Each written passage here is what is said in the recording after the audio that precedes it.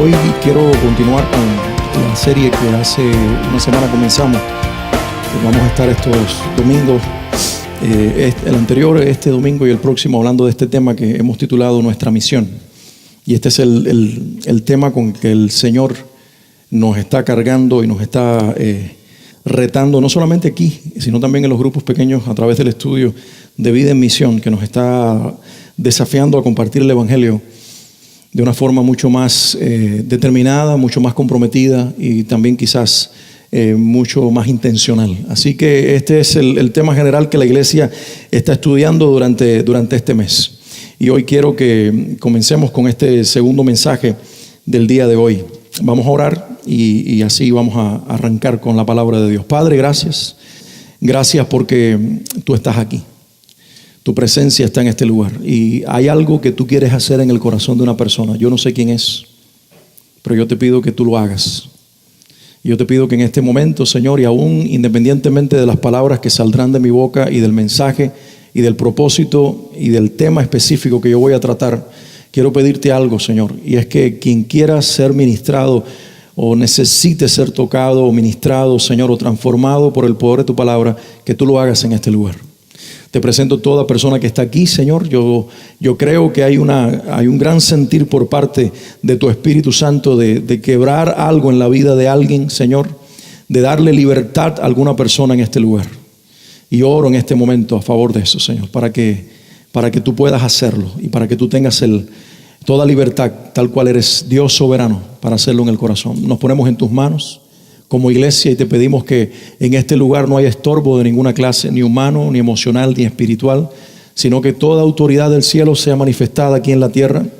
Yo te pido, Señor, que envíes ángeles alrededor de este auditorio, de cada salón, de cada lugar donde se encuentran los maestros, los niños, aquí en medio de nosotros, y que tú te glorifiques de una forma muy especial. En el nombre que es sobre todo nombre, te lo pido.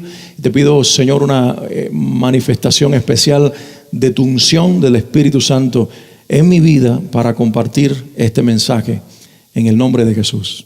Amén y amén. Pueden tomar asiento, gracias.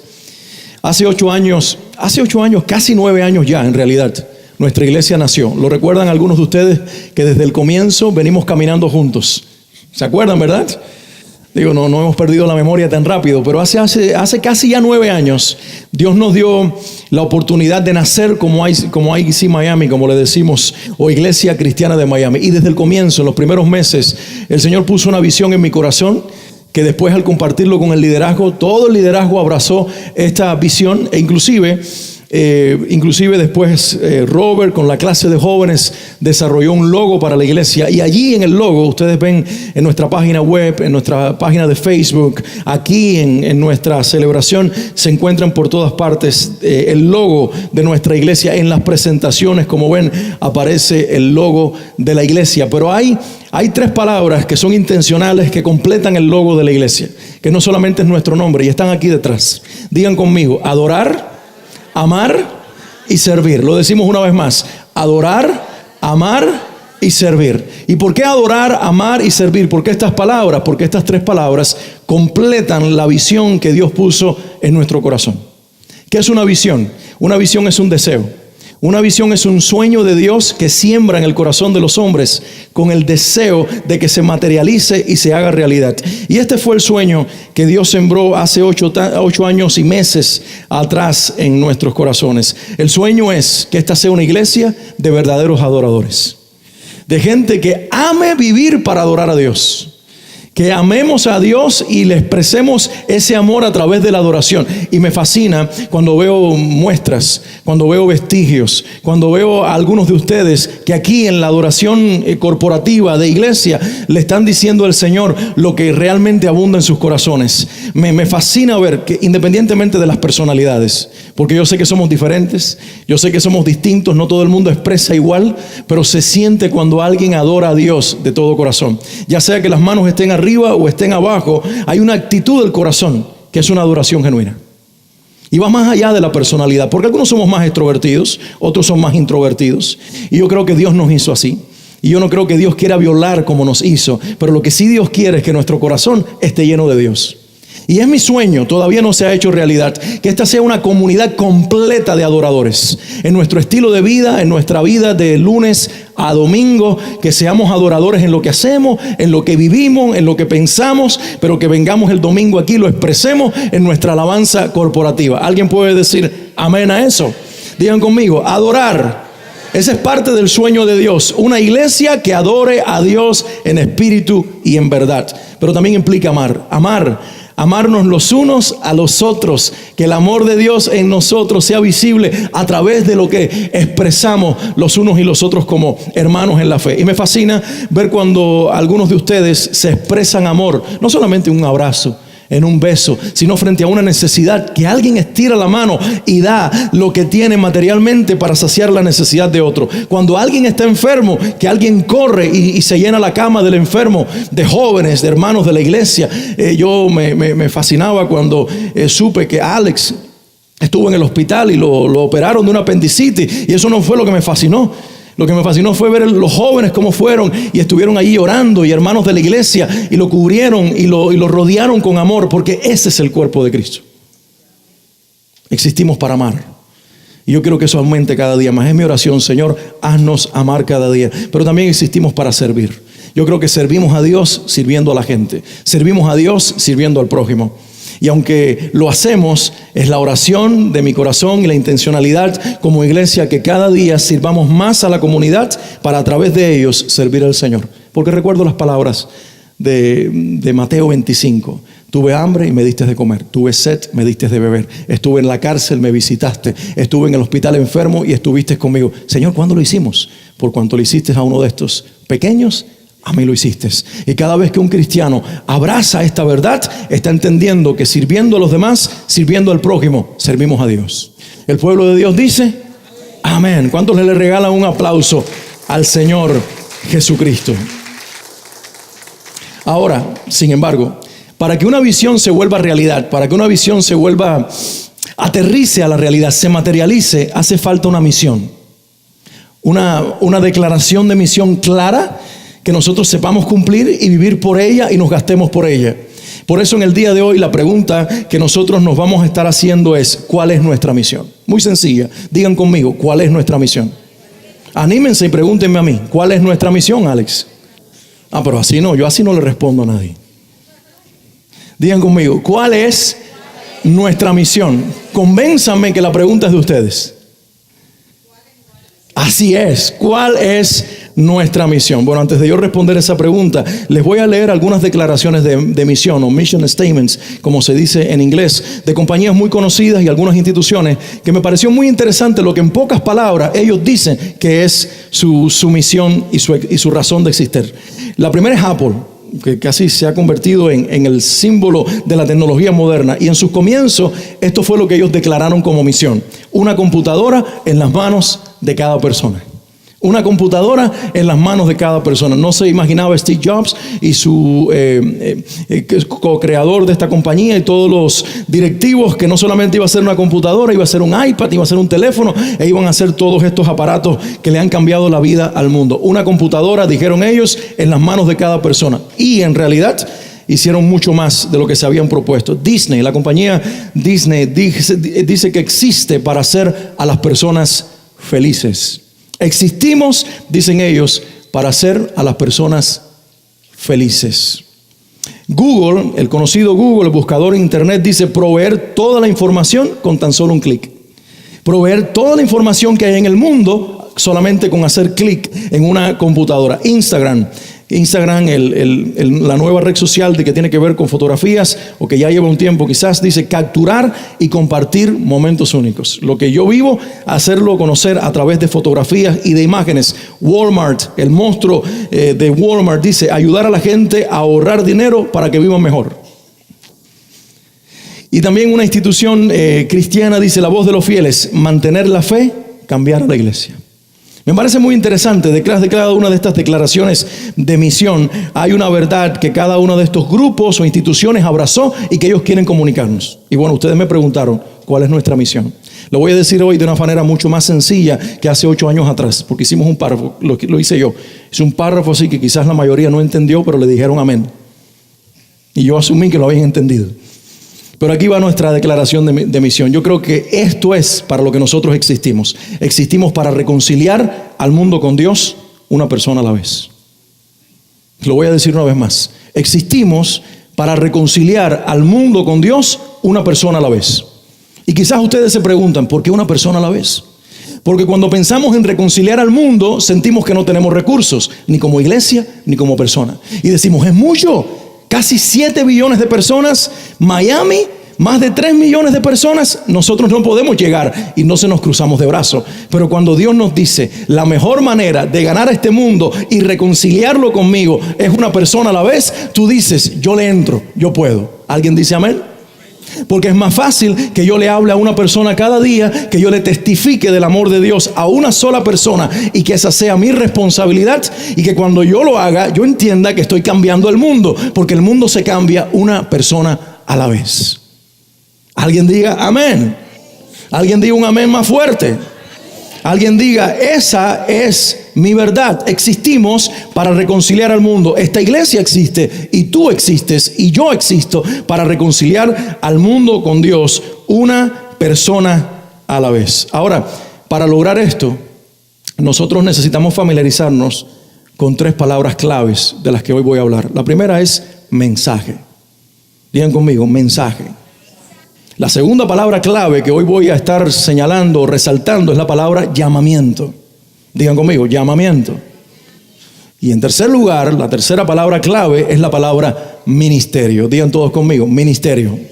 Así que estas 3 palabras las voy a estar resaltando porque es a través de ellas que nosotros podemos reconciliar el mundo con Dios, una persona a la vez. A través del mensaje, a través del llamado y a través del ministerio. La pregunta entonces alrededor de esto es, ¿qué significan estas 3 palabras? ¿Qué relación tienen con nuestra misión? Bueno, muy grande, porque en primer lugar nosotros, la iglesia, no tenemos un mensaje, tenemos el mensaje. Digan conmigo, el mensaje. Vamos, díganlo fuerte, como si hubieran desayunado, estuvieran despiertos y son ya las 12:30 del día. Digan conmigo, el mensaje. La iglesia no tiene un mensaje. La iglesia tiene el mensaje. Y quiero resaltar esta diferencia, porque lo que nosotros hablamos no es cualquier cosa.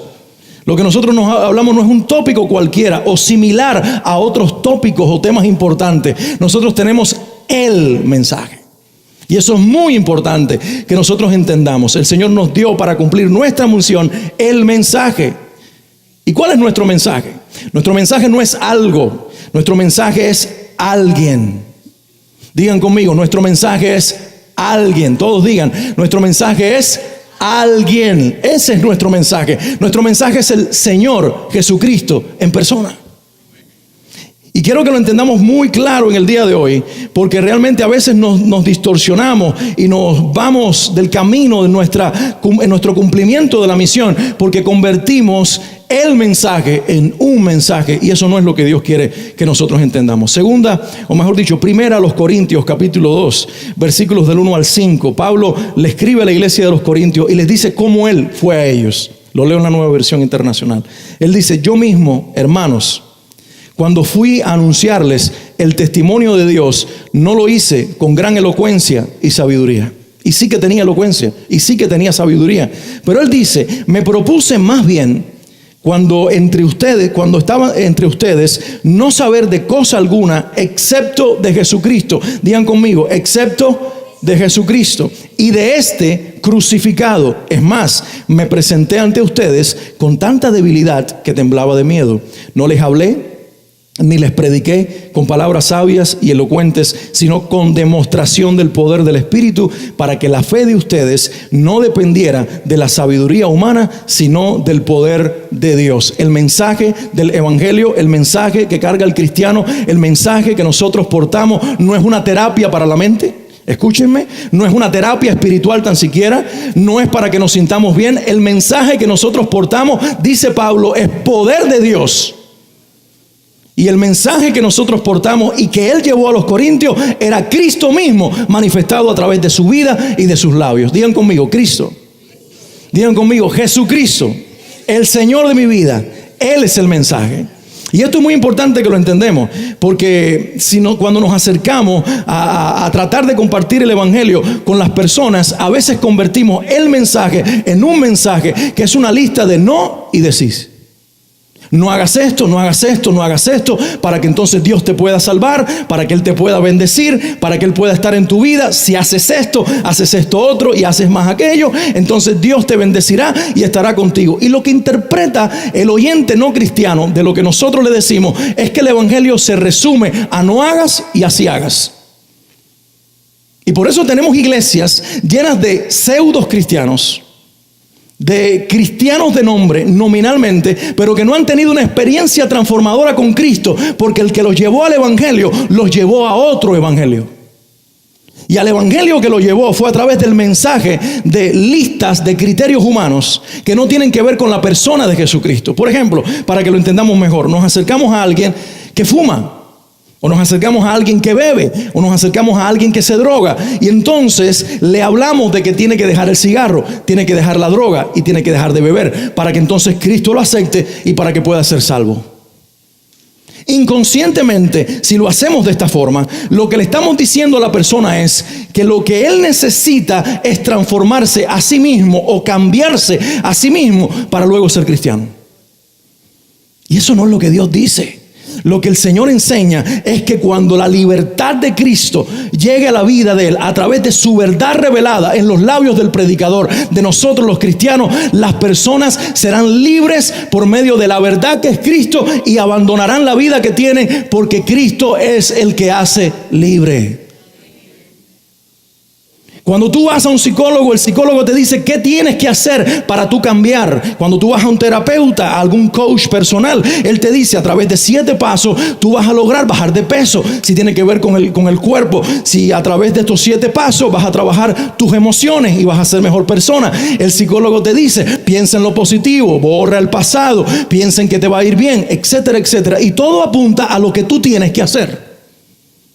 Pero cuando tú llegas a lo que la Biblia enseña y el Nuevo Testamento no habla de lo que nosotros tenemos que hacer, porque lo único que tenemos que hacer es creer y arrepentirnos para que Cristo nos libere. Y cuando tú crees y te arrepientes, Él comienza un proceso de libertad tan poderoso que nos transforma por el resto de nuestra vida. Por eso dijo Pedro que la puerca lavada regresa a su cieno, regresa al charco allí de pantano donde antes estaba sucia. Y habla acerca de aquellos que se convirtieron en falsos maestros y enseñan falsas doctrinas. Y Pedro dice, ¿sabes por qué lo hacen? Porque no tienen un corazón transformado, no tienen un corazón regenerado. Son pseudos cristianos, son falsos cristianos que aún se convirtieron en maestros de la Biblia y por eso le enseñan mal, porque no tienen el corazón transformado. Aprendieron a portarse bien, a usar un traje, una corbata, a diezmar y a hacer todo lo que los cristianos hacen, pero no tienen un corazón salvo. Todavía son cerdos en lugar de ovejas. Por eso regresan a su condición anterior, porque nunca la dejaron. Fueron revestidos de una imagen espiritual, pero no fueron transformados. El mensaje que la iglesia tiene que transforma se llama Jesucristo. Digan conmigo, Jesucristo. Si las personas se pudieran cambiar a sí mismas, entonces no nos necesitarán a nosotros, ni necesitarán un salvador. Si el que fuma, bebe, se droga, es adúltero y roba, él mismo, ella misma se puede cambiar. ¿Para qué necesitan que nosotros les hablemos?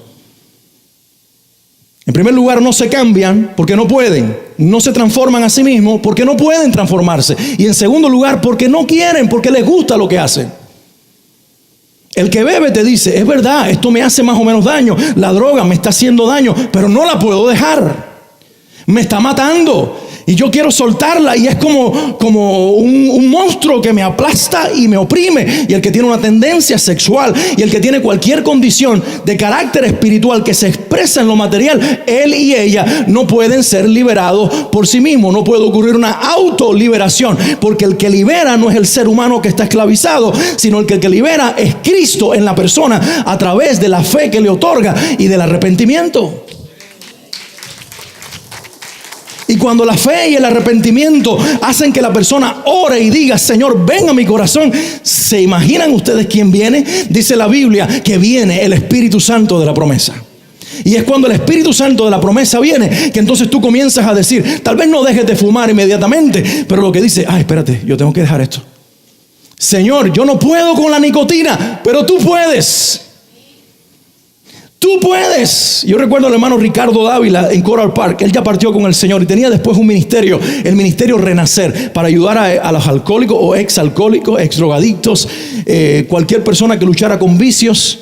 Pero él mismo había tenido un problema de alcohol y había tenido un problema de cigarro.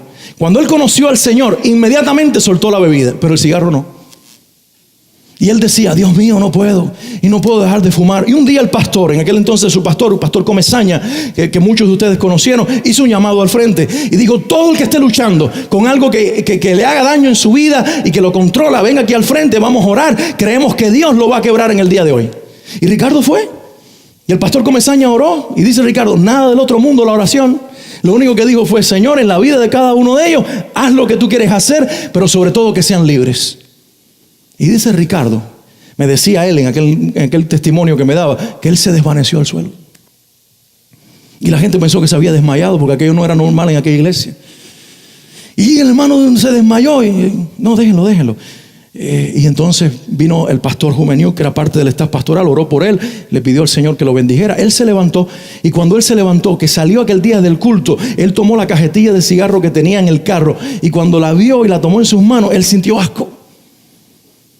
Y dice que él tuvo que pararse en una esquina y le dijo a la mujer, yo tengo que botar esto de mi carro porque el solo olor de la nicotina me produce náuseas. Y empezó a hacer arqueadas como si fuera a vomitar y lo echó, dice, en un cesto de basura. Y dice, Alex, nunca más yo tuve el deseo de fumar porque el Señor me hizo libre totalmente. El hombre no se puede cambiar a sí mismo. El mensaje nuestro tiene que ser eso. El mensaje nuestro tiene que ser Cristo. El mensaje nuestro tiene que ser en nuestras vidas manifestado. El mensaje nuestro tiene que ser Él impartido al corazón de la gente. Porque si hablamos de doctrinas, las doctrinas no son para los no creyentes. Las doctrinas son para los cristianos. Las doctrinas son para nosotros. Es nuestra estructura espiritual, es nuestra columna vertebral para que el creyente sepa cómo vivir la fe después que eres creyente. Pero el mensaje es para el que no cree. Y el mensaje no es algo, es alguien. Se llama Jesucristo. Digan conmigo, Jesucristo.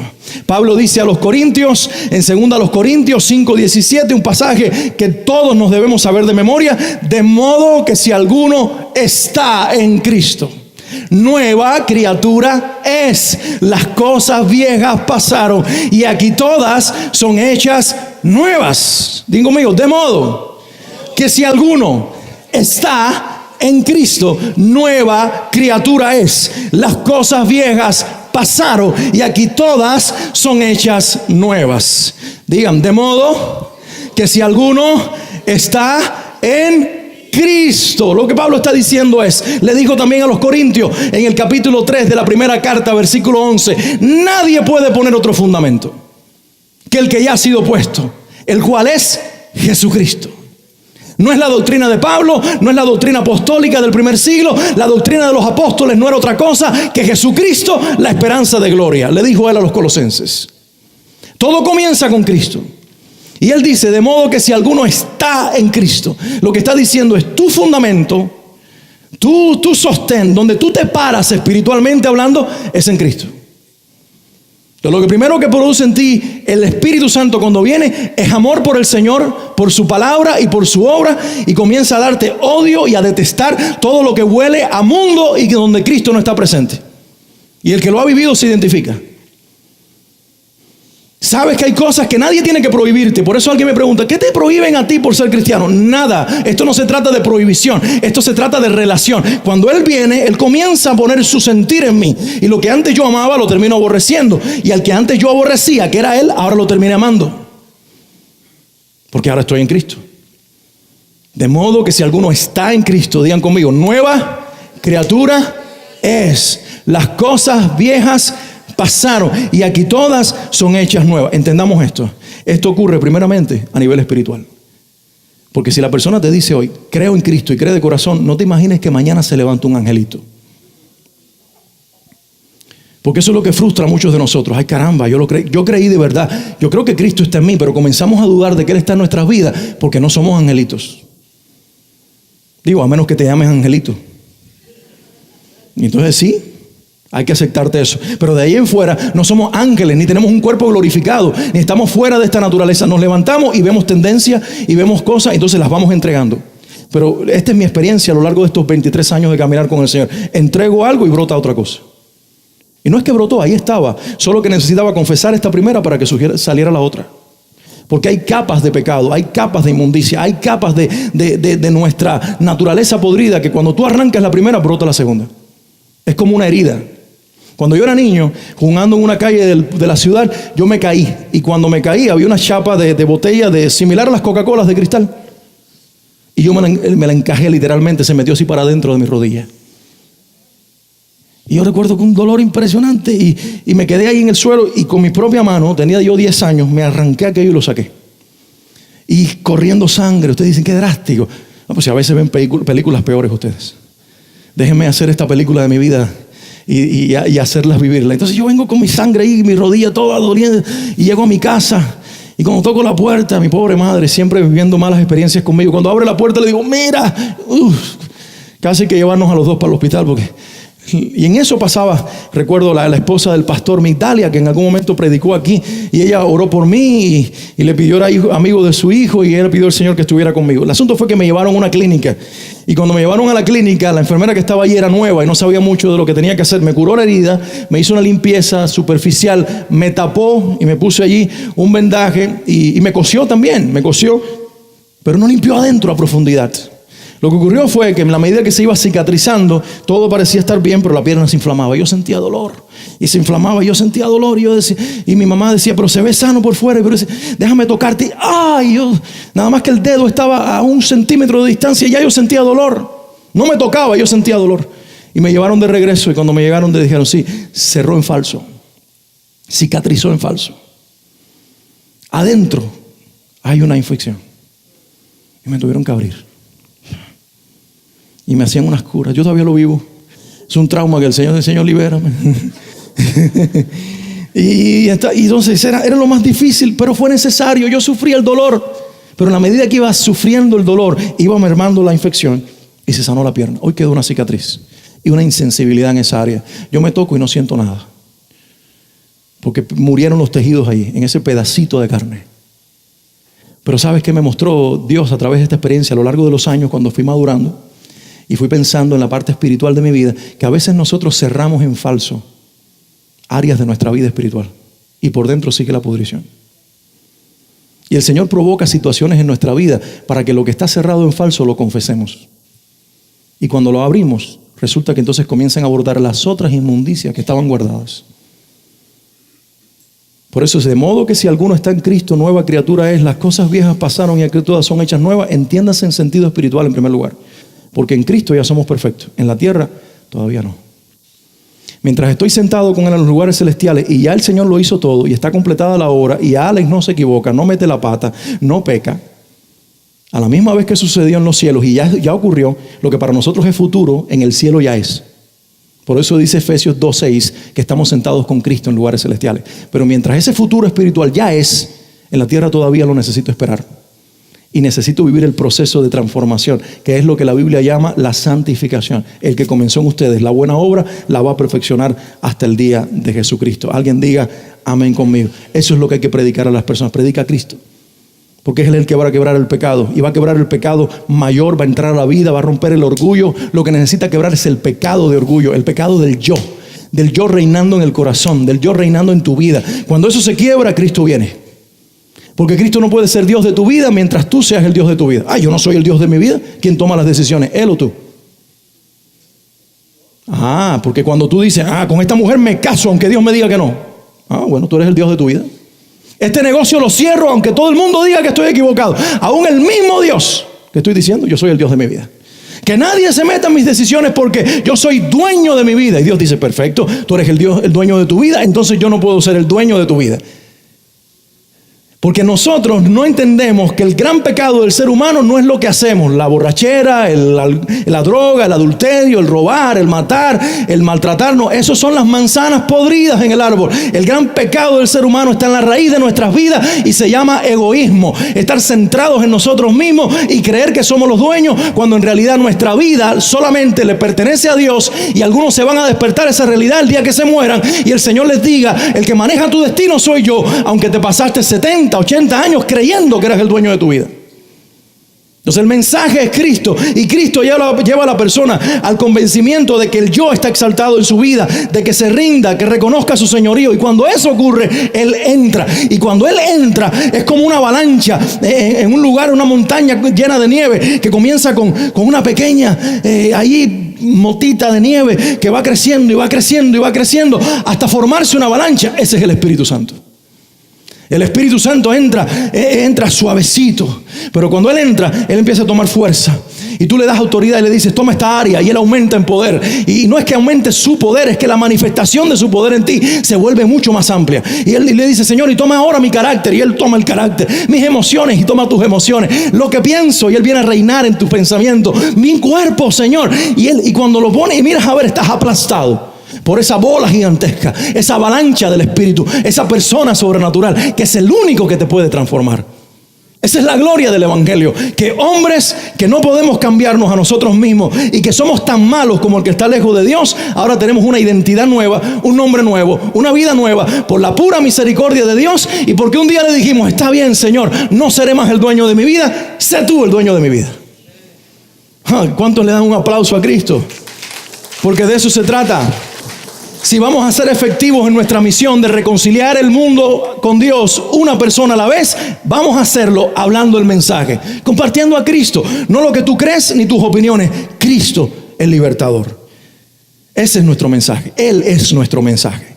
Pero también tenemos un llamamiento. Digan conmigo: un llamamiento. Digan: llamamiento. Digan fuerte: tengo un llamado. Dicen: yo pensaba que el que tenía un llamado era el pastor. Que quienes tienen un llamado son los misioneros, los evangelistas, los apóstoles, los profetas, etcétera, etcétera. Los que están sirviendo a tiempo completo en la obra, los que van al frente de la iglesia, los líderes en los ministerios. No, todo cristiano tiene un llamado. Y tenemos el llamado de reconciliar al mundo con Dios. Diga conmigo: tengo un llamamiento. Tengo un llamamiento. Y esto es importante entenderlo, porque si no entendemos que tengo un llamado de compartir el evangelio, me vuelvo egocéntrico en mi relación con Dios. ¿Y qué es ser egocéntrico en mi relación con Dios? Es que todo está centrado en mí.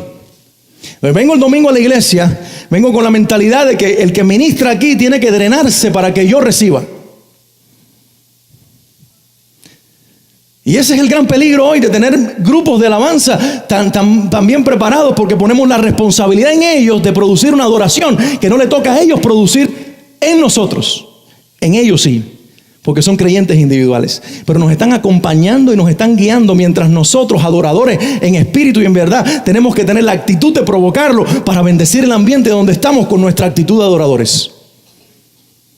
En lugar de venir aquí con la mentalidad de que yo vengo a la iglesia para que oren por mí, yo voy hoy para que el Espíritu Santo me use para orar por alguien, para dar. Sí, voy a recibir, porque el que da recibe. Pero entendemos las palabras de Lucas en Hechos, que se las atribuyó el Señor Jesús. Es mejor dar que recibir. Es mucho mejor dar que recibir. Y si no, pregúntenselo a los boxeadores. Es mejor dar que recibir. Todo el tiempo cuando damos, recibimos más. Hay una bendición detrás de esto. Tenemos un llamado. Si nos centramos en nosotros mismos, nos volvemos buscadores de placer espiritual. Tal como lo escuchaste. Placer espiritual. Y lo único que hacemos es cambiar la sustancia. Antes se endrogaban, bebían, tenían relaciones fuera del matrimonio, adúlteras, robaban, vivían pecando, porque ese era su placer. Ahora fuimos cambiados, vinimos a la iglesia, pero ¿cuál es ahora tu nuevo placer, tu nuevo pecado? Ser egoísta en tu experiencia cristiana. Y solamente querer recibir. Y hay algo malo en el deleite en el Señor. Hay algo malo en buscar su presencia y deleitarnos en Él. Ninguna. La búsqueda de la presencia de Dios es algo muy bueno cuando tiene como propósito transformarte y llenarte de Él. Y si Él te llena de Él, te llenará de compasión por la gente, de amor por el que está perdido, y de una necesidad urgente de buscarlo y de decirle que Cristo es la solución.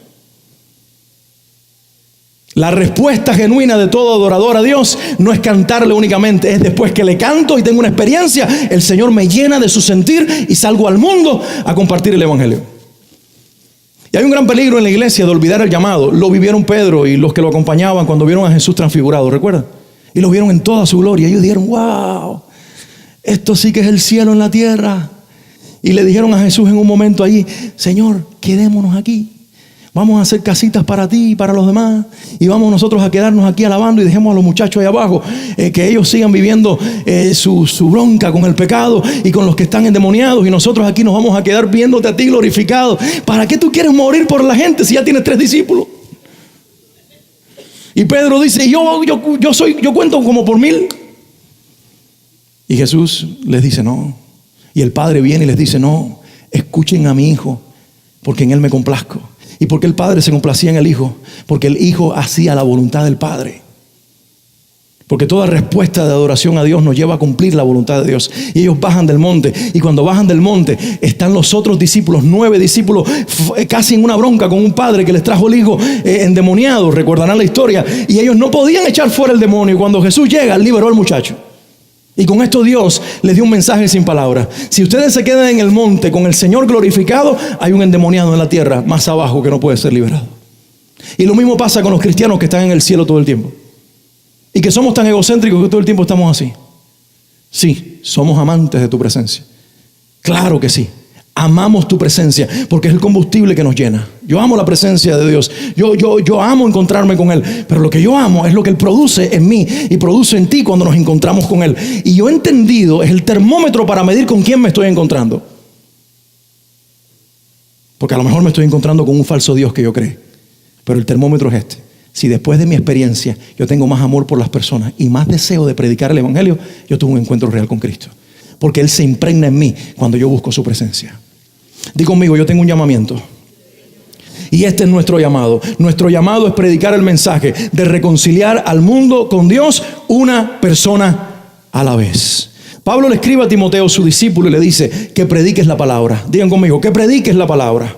Y luego le dice que instes a tiempo, fuera de tiempo, redarguye, reprende, exhorta con toda paciencia y doctrina, porque vendrá tiempo cuando no sufrirán la sana doctrina, y ya llegó ese tiempo, sino que teniendo comezón de oír, se amontonarán maestros conforme a sus propias concupiscencias y apartarán de la verdad el oído y se volverán a las fábulas. Una fábula es una historia ficticia que se cuenta como verdad para dar una enseñanza. Y eso es lo que sucede en muchas iglesias hoy, se cuentan fábulas.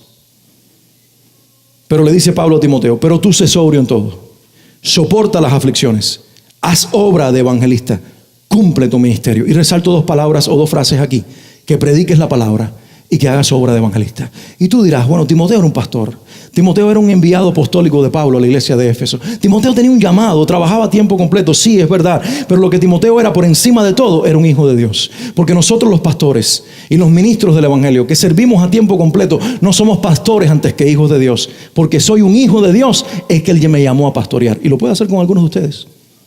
Pero primero soy un hijo de Dios. Mi relación no se basa en el oficio espiritual que yo represento o que yo practico. Mi relación y mi posición espiritual se basa en esa relación de pacto que se dio con el Padre a través del Hijo, mi Señor Jesucristo. Y por lo tanto, cuando Él me llamó a predicar el evangelio y a hacer obra de evangelista, yo no era pastor, yo era un creyente y sigo siendo un creyente. Hoy predico el evangelio no porque soy pastor, hoy predico el evangelio porque soy un hijo de Dios. Y resultó que por añadidura Dios me tuvo por fiel, como dijo Pablo, poniéndome en el ministerio. Pero esto es un llamado para todos nosotros. Esto es un llamado para cada uno de nosotros. Esta es nuestra misión. Reconcilia al mundo con Dios, una persona a la vez, predicando la palabra, predicando a Cristo, anunciando la buena noticia que el Señor Jesús murió en nuestro lugar y nos da vida nueva. Alguien diga amén. Marcos dice que Jesús cerró su ministerio en la tierra con estas palabras. Marcos 16:15. Id por todo el mundo y predicad el evangelio a toda criatura. Vayan a donde Dios los lleve. Aquí en Miami, a cada rincón. Ve, predica el evangelio. Que el evangelio es Jesucristo. Jesucristo. Que brote de tus labios el Señor Jesús. Que se deje ver Jesús a través de tu vida. Y por supuesto, para que ese llamamiento se vuelva realidad y ese mensaje también necesitamos hacer un ministerio. Digan conmigo, ministerio. Él nos ha dado un ministerio. Y este es el ministerio que Dios nos ha dado. Pablo dice en 2 Corintios 5, 18 al 20. Y todo esto proviene de Dios. Digan conmigo, todo esto proviene de Dios. ¿Qué es lo que proviene de Dios? Hay que leer el versículo 17. De modo que si alguno está en Cristo, nueva criatura es. Todas las cosas viejas pasaron, aquí que son hechas nuevas. Esto es lo que proviene de Dios. Y luego dice, y todo esto proviene de Dios, quien nos reconcilió consigo mismo por Cristo y nos dio el ministerio de la reconciliación. Digan conmigo, el ministerio de la reconciliación. ¿Qué ministerio tenemos? El ministerio que tú y yo tenemos no es el de la división. El ministerio que nosotros tenemos es el de la reconciliación.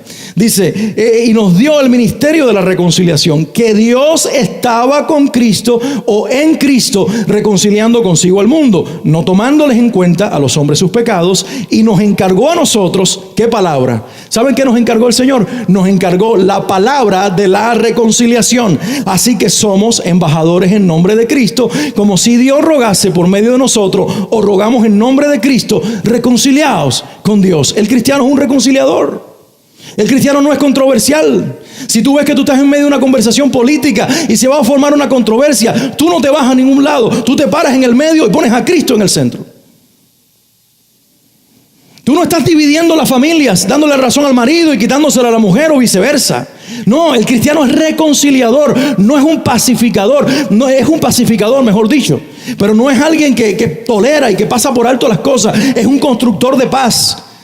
Pero para que eso se dé, tiene que estar Cristo en nuestros labios. Él tiene que ser nuestro mensaje. Porque el único que reconcilia en primer lugar al hombre con Dios y luego a los hombres unos con otros se llama Jesucristo.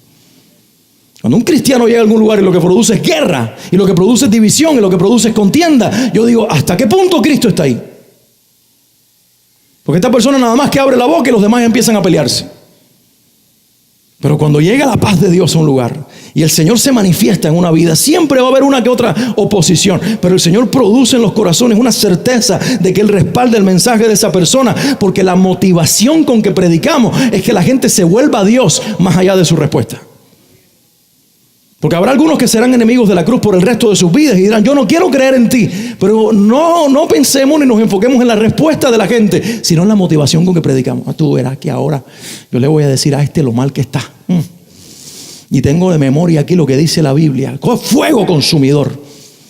Y le voy a recordar que Dios lo va a consumir y que el infierno lo está esperando y que se va a quemar 3 veces. Eternamente. Y a veces gozamos con eso, ¿no?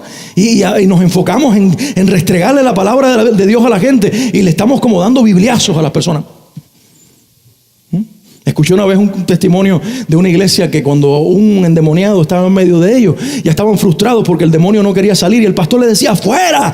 Y el demonio decía que no salgo y decía ¡fuera! Y que no me voy. Y entonces ahí había una lucha tremenda y llegó un cristiano con la Biblia y le dice que te vas, desgraciado. Y se liberó el hombre, porque la Biblia es poderosa. Yo creo que no había tal demonio, sino que había un poquito ahí de sinvergüenzura. Porque cuando le dieron un bibliazo y a veces con las palabras, eso es lo que hacemos, dar bibliazos y dar golpes a diestra y siniestra y estar maltratando a las personas. Cuando realmente lo que Cristo quiere es manifestarse.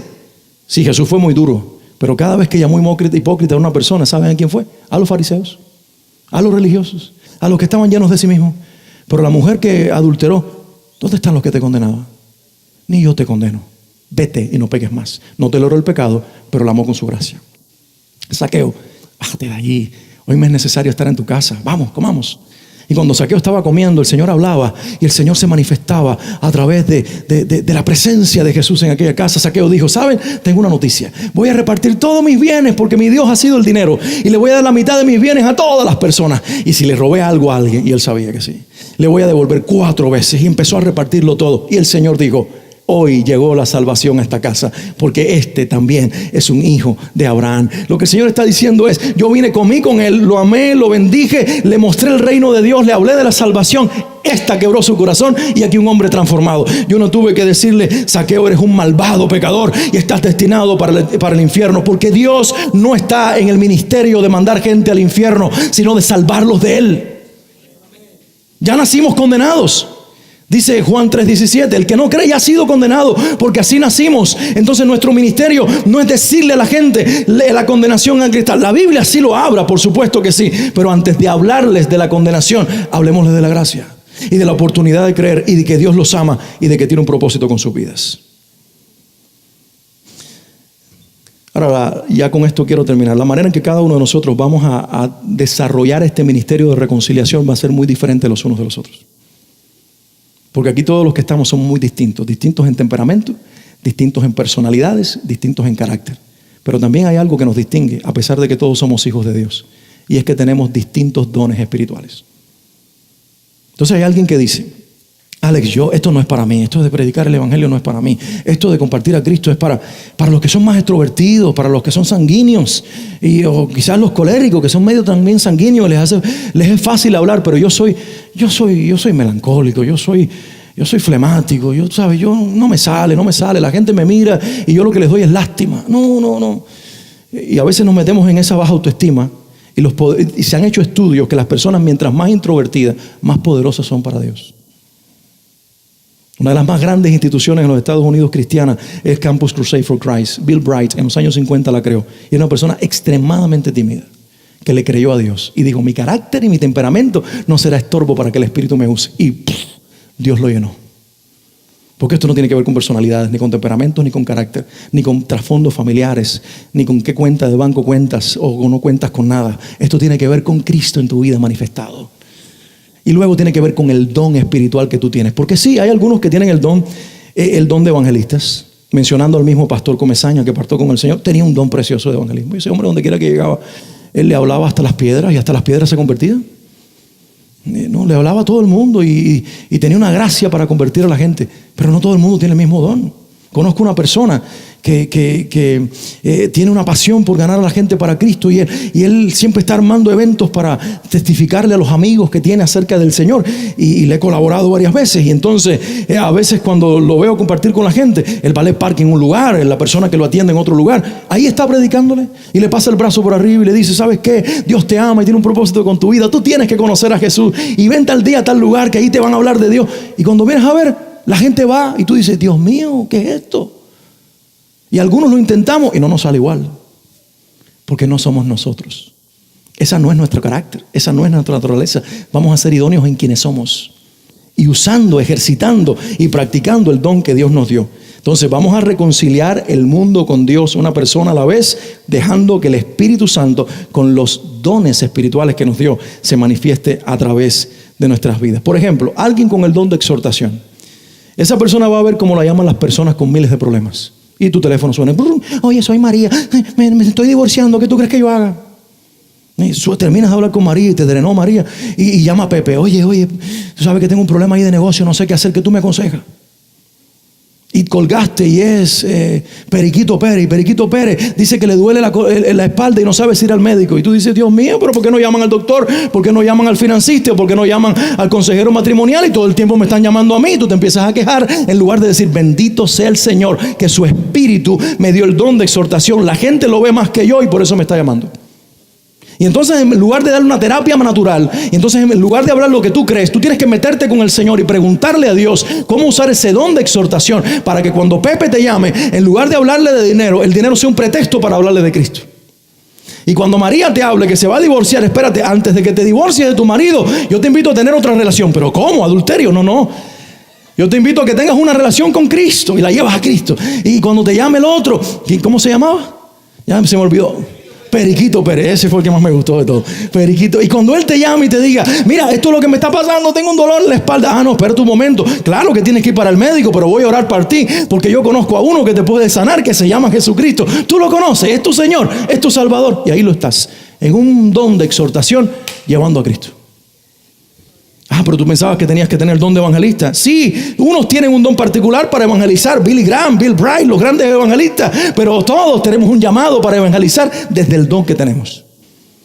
Otro creyente tiene el don de servicio. Ese siempre. Y ese hombre, esa mujer, siempre lo estarán llamando a decir: si tienen una camioneta, un pick-up truck, tienes don de servicio y un pick-up truck, como decimos los cubanos, te salaste.